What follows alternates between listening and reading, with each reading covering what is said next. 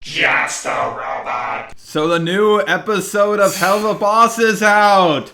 And I have Professor Dreadlock with me for once. How you doing, man?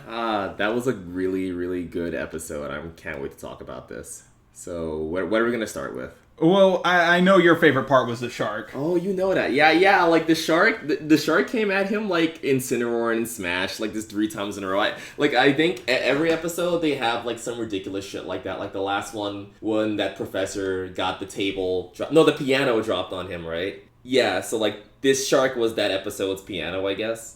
My personal favorite part was when Moxie jumped on the pig and it played the heroic music like he was actually going to accomplish this, and then the knife didn't even burst through it. Like, I thought the joke was going to be this moment was all in his head, but no, it's just the knife failed to cut through the pig. Yeah, and he came in with such, like, intense energy, too. Like, he definitely just, like, approached that pig, wrangled on top of him, not a single wasted movement, and then, like, this fizzled. And now everyone's making fun of him. Again. Out of all the episodes, this one by far had the best and most action. Like, every episode up to this point did not have that much action, and I noticed some frame rate issues throughout the episode, and I think the purpose for that was they were trying to save on the budget for the action. What did you think of the action? It was really good. I don't know what to say here. Yeah, shit. I mean, like... Okay, the animations were fluid, right? Because, I mean, these are, like, organic demon, like, people, and they, like, slither around when they fight and shit. Like they have, like, kind of a Wrangler brawler style and stuff. You ever see... What was that movie with the snake? Rango! Right. Yeah, that was definitely... Like, they all fight like the snake character, except for... The snake character is actually just that dude with, like, the mustache in this show. Like, I think that's what he was based off of. I really like that he had one gold fang. I mean, so many characters have a gold tooth, but a gold fang, I've never seen that before. I hope one day someone makes a vampire where they have, like, one of their 2 fangs is golden. You know, I just realized. What? Okay, so that's a status symbol, right? That means that, like, even the underworld still has, like, this weird economic bullshit where, like, gold's, like, value is so overpriced. And it's weird because they're deeper in the earth, so you'd think... Wait, they're underground, right? I don't think it has confirmed it yet. They could either be underground or in an alternate dimension. I think they're in an alternate dimension. Okay, so whatever dimension you go to, there's still gonna be scammers fucking pumping the price of gold no matter where you go. So buy it now, guys. Do you think, like in heaven, it's obviously not worth anything because the streets are made of gold, so maybe that's a gold tooth from heaven. Ooh. Yeah, that shit. There was a lot of action in that episode, like a lot. I think that's kind of the episode maybe you show people if you want to pique their interest in the series, like right away. Not too much story building, with the exception of, I guess, a little bit of character development with who's the cute little, like, the meek guy, what's his name? Moxie, yeah. Moxie was looking like a bitch up until halfway through the show. And then he still was looking like a bitch, but he was trying. Well, it did go over to lore a little bit, talking about holy weapons. Like, I've heard that demons can only be killed through holy weapons, and any other way doesn't work. It just temporarily kills them, and they respawn in hell somewhere with a scar on them. I believe that's what I've been told. But at the same time in this episode, they said this holy weapon can kill a demon royal, so maybe it's only royalty that can be killed through holy weapons. So the question on my mind then is, who hired him to kill that guy exactly? Like, I think I might have missed that because I was just so into the action scenes. What was that about? It was Stolas' wife. She's tired of her husband cheating on her. Well, not cheating on her specifically, cheating on her with an imp. Oh yeah, that's right. I mean, shit, I'd be mad too. That's like if, you know, your girlfriend cheats on you and then you find that it's with a manlet. Or it could be worse. It could be EDP. Oh my god. Oh! Out of all the episodes, the lighting and animation in this one has been the best by far. Yeah, I really like how the characters' eyes were glowing, or how Moxie found the glowing weapon through the glow. See, when you talk about liking how much the character's eyes were glowing, and it takes me back to those really like edgy DeviantArt OCs where he's like, yes, he has a scar on his face and glowing eyes and red fangs, and he turns red hot when he's angry. Don't fuck with him, like that sort of thing. Color scheme black and red. And purple sometimes. And his name is Shadow Edge. And it's just a reskin, a recolor of like Blaze the Cat or Tails or Sonic, and then you see a big "do not steal" on the character palette.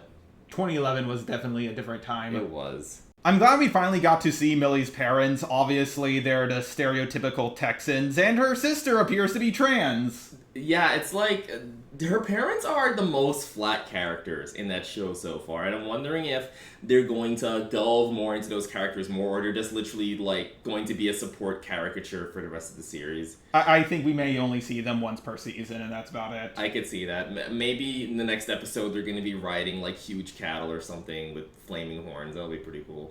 So there was the song "I'm Better Than You," sung by that one imp dude, and what do you think of the music in this series? Because I've already gushed about the music in all the other episodes, because Vizzy Pop, one thing I really admire about her is she makes an original song for each episode, sometimes 2 or 3.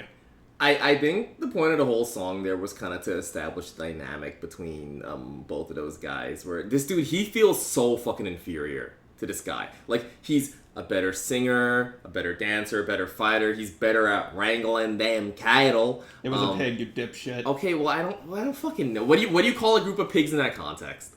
A herd of swine. Wrangling damn swine. The point is that, like, he's showing a guy up, and he's showing the guy up in front of his girl. Like, he's making him look like a little bitch. But here's one question about him and Blitzo. What? Blitzo really met his match when he met him, because both him and Blitzo are pretty much the top of the food chain when it comes to imps, but they're still imps at the end of the day. And he's got some animosity with that too.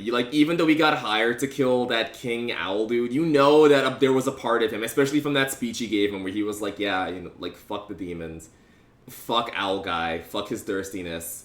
Like, there was a little bit of Schadenfreude in that, right? Like, there is a class structure with the imps, because even Blitzo and that guy, they're ahead of all the other imps, but they're below these owl demon royalty, and they're below succubuses, they're below any other breed of demon. They're at the bottom. Do they ever get, like, does the show ever show the imps just straight up getting disrespected over being imps? Yes. I mean, Stolas' wife, she says, "You cheated on me, oh, yeah, you slept right. with an imp in a hotel like a fucking plebeian." In a motel too. On top of that, it was probably a motel, wasn't it? Yeah, it's like one of those cheap. It was one of those cheap motels, like the motel where Legoshi and Haru. Oh, spoilers! Where Legoshi and Haru almost like get it on. At the end of Beastars, episode season 1. We're gonna put a little spoiler thing there so the furries don't get mad. No. But, like, at the best, with imps, they can become, like, small business owners, and that's about it. You don't see the imps make it any further in life than that. So what do you have to say about that?